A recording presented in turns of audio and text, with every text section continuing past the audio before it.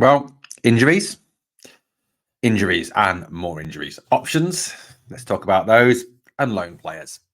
All things to talk about in today's video. Welcome to Glasgow Rangers Nation. Welcome to the channel, guys. Thank you for checking us out this morning, this afternoon, or this evening, depending obviously on when you are watching the video, guys. So thank you so much for coming on board. And if you haven't subscribed to the channel, why not, guys? It is a free daily news channel, and we do not hide behind a Patreon paywall. No Patreon, no paywall. That's the way we work on this channel.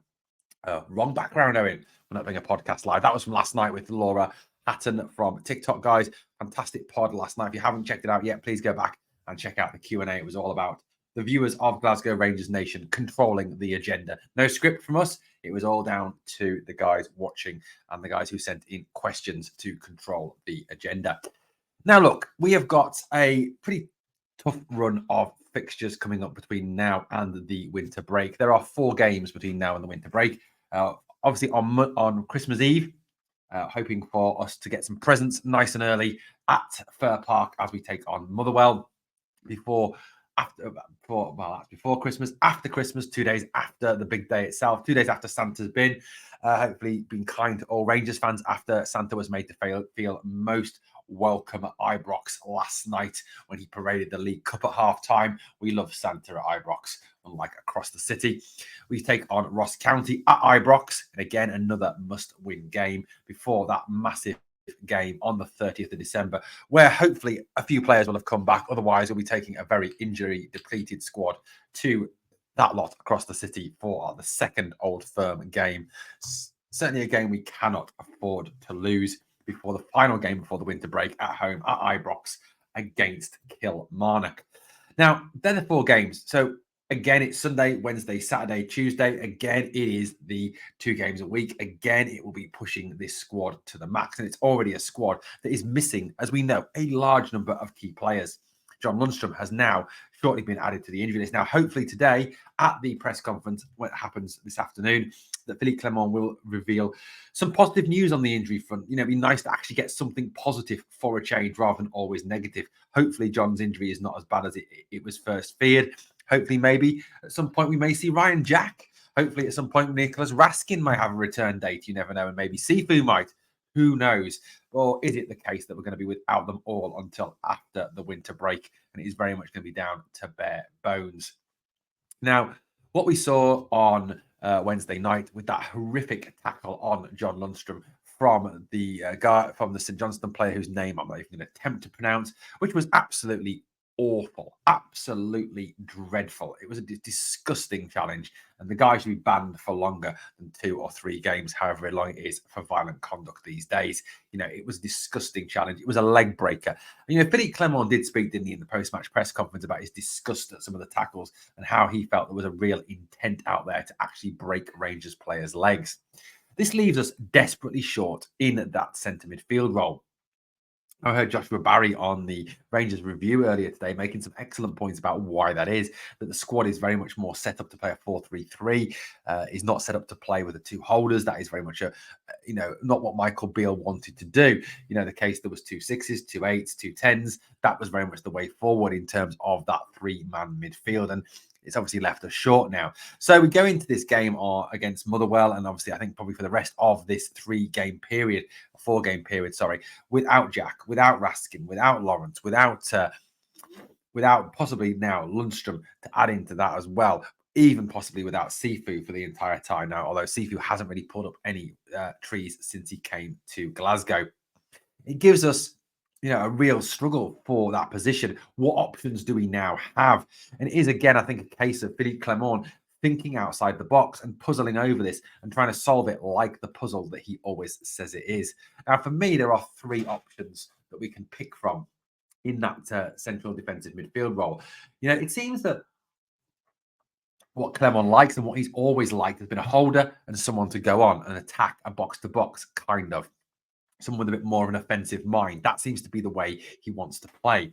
So, you know, we've got 2 holders there, certainly in Dujon Sterling, who, you know, although he's a fullback and a central defender, has very much acquitted himself exceptionally well whenever we've seen him play in that central midfield role. And again, was very impressive against St Johnstone after being very impressive in the cup final. And again, very impressive in those two cameos against Dundee and Betis. So Dujon Sterling, for me, is certainly someone who I think will be very high in the manager's thoughts for that game against Motherwell on Sunday. And if worse comes to worse and we have no Jack back, no Lundstrom back, no Raskin back, no Cifuentes back, he very much, I think, will be in the manager's thoughts for that big game across the city on the 30th of December. Now, a player who came back last night and impressed for me was Kieran Dowell. I thought Dowell played very well last night. He looked a bit rusty at the start, but once he got involved, he was always available. He passed the ball forward very well. He broke up play. He attacked. He played some key passes. There was one lovely moment to Cyril Dessers. Dessers couldn't quite control. I thought Dowell, really did look good. And, if you look at that and examine that at this moment in time, you've got to say that Dowell and Sterling are certainly the favourites to start in those two midfield positions. The other option, of course, is young Leon King, who got some minutes for Rangers against St Johnstone. Also had some minutes in the previous game as well, in the previous league game against Dundee. So there's certainly options there in terms of the defensive midfield position. King has played there for Scotland and has on 21s and has played there for Rangers B, but does lack first team minutes. Now, there's obviously players in the youth team as well that we can mention, and players like Cole McKinnon and Bailey Rice. And I think, look, I don't want to second guess the manager. Hopefully, he will have some positive news on the injury front around that central midfield position. Hopefully, Ryan Jack will have made a miraculous recovery or something along those lines. Or John Lundstrom's injury won't be nowhere near as bad as he first feared, and he'll be back and ready to go again, at least for that Celtic game. So, look, there are options, but I really do think that come Sunday, we need to have one of these two, if not both of them, on the bench. And actually, if the game is in a comfortable position, which we certainly hope it will be, that we see them get some minutes. Now, Laura and I spoke about young players on the podcast last night. We spoke about how we'd love to see young players get that opportunity.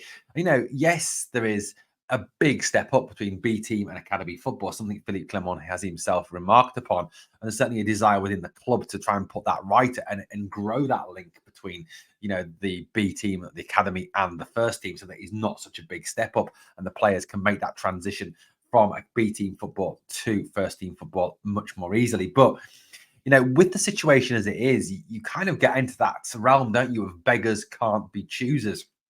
And maybe now is the time to actually put McKinnon or to put Rice on the bench and just see what they've got. Because at this point in time, outside of Sterling, King, and Dowell, there really is no other option other than these two. So for me, I would love to see one of them, or if not both of them, be on the bench against Motherwell, and at least one of them get on and get some minutes. Look, I'm not saying either of them should start. Definitely not saying that. But it's about having a bit of depth on the bench, a bit of quality on the bench that can come and at least spell these guys. We certainly don't want to be facing a situation where we lose another one of these players and we are then completely bereft of midfield options going into that game on the 30th of December. Now, the other fear obviously has to be in the striking position. Now, we saw Kamara Roof cut a very frustrated figure on Wednesday night when he went off injured yet again. And I think that's possibly the last time we may ever see Kamara in a Rangers shirt. Danilo, we know he's out until April, and it's very much a case now of with Zach Lovelace being out till January at the earliest. It is very much a case of waiting till January to try and attract a striker, try and buy a striker. Now we know there is a massive debate amongst Rangers fan base. Should it be Miovski? Should it be Shankland? Should it be Biereth? The young Arsenal loanee who's at Motherwell, or should it be somebody completely different that we haven't even thought of yet? And there have been other names mentioned. The guy from the Danish guy, I think he's Danish from the J League, certainly doesn't seem an option. He seems, with his age, again, one that wouldn't fit the trading model. There are options. We are going to talk about that in a moment, about Fabio Silva. But, look, Cyril Dessers has grown. He has played increasingly better over recent weeks. Yes, I suppose 9 goals in 27 games isn't that impressive, but certainly, his goals have come in a relatively short period of time. And he seems to be growing in confidence under the manager. He certainly seems to be playing better under this manager. I suppose you could argue it couldn't get any worse, really, could it? But look, this moment in time, he is our only striker. And he is the only person who we have fit who is a forward, which does beg that question, what if he gets injured? Is he capable of playing 4 games in that short space of time. Now, when questioned, Philippe Clement did very much state that he didn't think Dessers was 100% ready to play 4 games in such a short period of time, which of course then begs the question, or certainly not play a full 90 minutes in all those games, which then of course begs the question, what options do we have? Obviously, Lovelace is out, Danilo is out, Lammers is not a striker. Yes, there are some pretty left field options. You put Tav up front. That's certainly been talked about. But look, there are options. I mean, Rabbi Matondo did play, as more of a 10 than a 9 when in his time in Belgium, something Philippe Clement has remarked upon, and something that certainly Philippe Clement saw Rabbi do very well. And Philippe Clement has talked about the fact that Rabbi Matondo did play very well through the middle in Belgium. Abdallah Sima, a lot of fans want to actually see Abdallah Sima given the chance to play through the middle, given the fact that he's probably the best finisher at the club, and he's the one player that when he's put through one-on-one with the keeper, you're back pretty much 9 times out of 10 to score the goal. But obviously then the worry is if you move Sima from the left, you diminish his ineffectiveness because he is very good at working back. He's good defensively. He links well with the left back. There is, of course, a worry over the defensive ability of Ridvan and of Borna Barisic, and having Sima there certainly seems to benefit them and give them a sort of comfort blanket. We've seen, in the final and other times, Sima working back. So does putting Sima through the middle take away from the team in another area? Yes, you could put Matondo out there, but is Matondo necessarily going to get through the work that Sima does? So, it is a difficult situation. And again, it is one where Philippe Clement needs to very much think outside the box. So what is the option? So, Fabio Silva was someone that's been talked about for January, but at this moment in time, we will talk about Fabio Silva in this video. It is a case of we've got to sort of make do and mend, and we are down to the bones below the bare bones if such a thing existed. Now, I was having a little think about a possible team, possible lineup for Sunday, and this is what I came up with. This is possibly, what we have, and probably the best we have at this moment in time in terms of player availability, in terms of injuries, etc., etc. So Jack Butland in goal, like I said, picks himself, absolute star. The back 4, I think, picks itself as well. Tavernier, Goldson, Balogun, and Barisic. I think Barisic, I'm not a fan of Borna Barisic, as you know, but I thought Ridvan wasn't awful, but he wasn't great. He was very average against St Johnstone, didn't look good, lost the ball a fair few times. His shooting, his crossing were woeful. I just think that Borna slightly edges him, but that's not a great thing. It's, I don't know.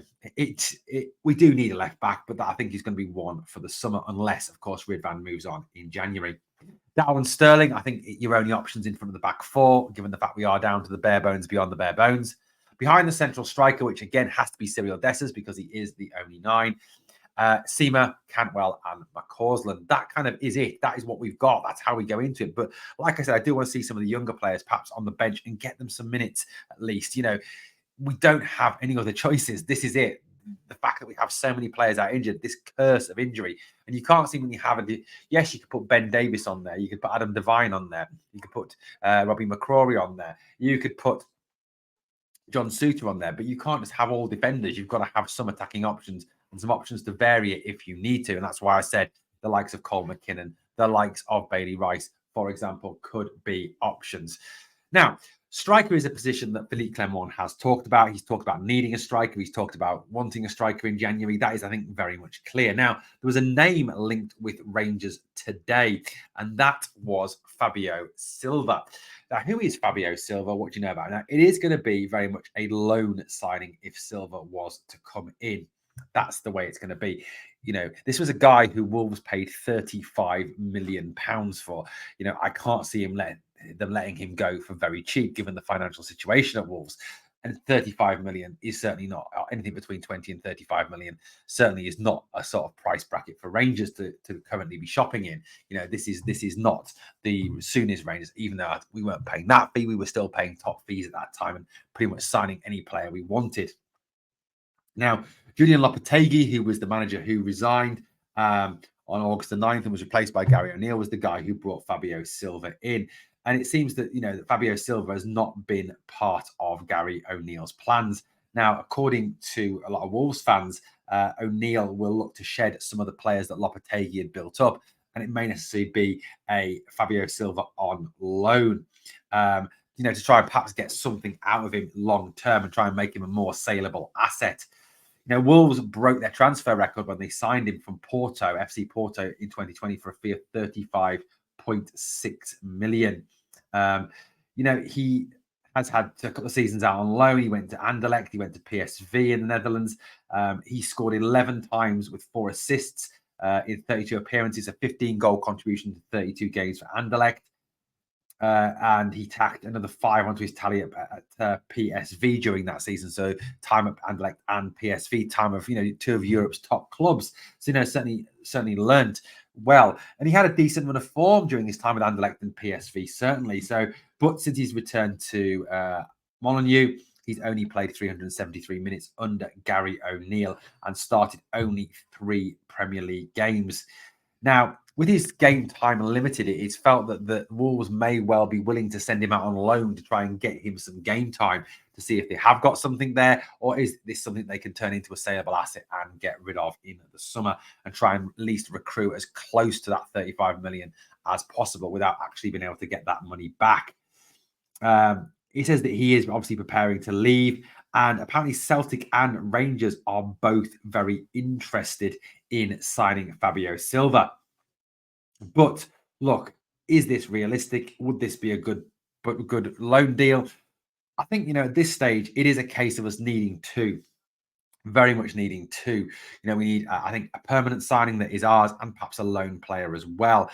Silva is certainly someone that is an option. I mean, the thing that worries me about Silva is that, look, he is not someone who scores a lot of goals. Yes, has played in higher, in leagues and higher standards, but has also played in the Belgian league and the Dutch league, which essentially is very similar to the Scottish league in terms of a few teams that dominate. So it does slightly worry me, that lack of goals, that lack of a killer edge, and are we getting just another one of those strikers that doesn't score anywhere near enough goals, that is very much a name but not a player that actually delivers? Is that what we're looking at? That is certainly a worry. If you look at his time with Wolves, it's not greatly impressive. 4 goals, 3 assists in for 62 games. In 62 Premiership games that he's played, he's only scored 4 goals, which is not very impressive at all. It is a slight concern. PSV, it was 14 appearances, 4 goals, 1 assist. That's 5 goal contributions, 14. With Anderlecht, it was 8 goal contributions in 20 games. So it is a worry. I personally just think that, it very much depends what Wolves want to do with him. If there are no other options, if we perhaps can't steal from loan Biereth or someone else, if that's not even an option, if Fabio Silva truly is someone Clermont is looking at, if it's a loan deal, I think it's doable. If it's anything other than a loan deal, I just don't think financially wise Rangers can do the deal, because Wolves are going to want at least a double-digit transfer fee for him. They've paid 35 million for him. They're not going to let him go for 5-6 million. That would be a massive bit of very bad business and would lose them a hell of a lot of money. Yes, I accept that players are only worth what clubs are willing to pay for them, but you can't help but feel that someone perhaps from his native Portugal or even from Spain or something like that would maybe willing to pay those double-digit transfer fees for him. If it's a loan, like I said, you don't really lose anything by taking a player on loan. But I suppose then you've got the argument is, can we offer him enough first-team minutes? That's the question, especially if we go and sign someone.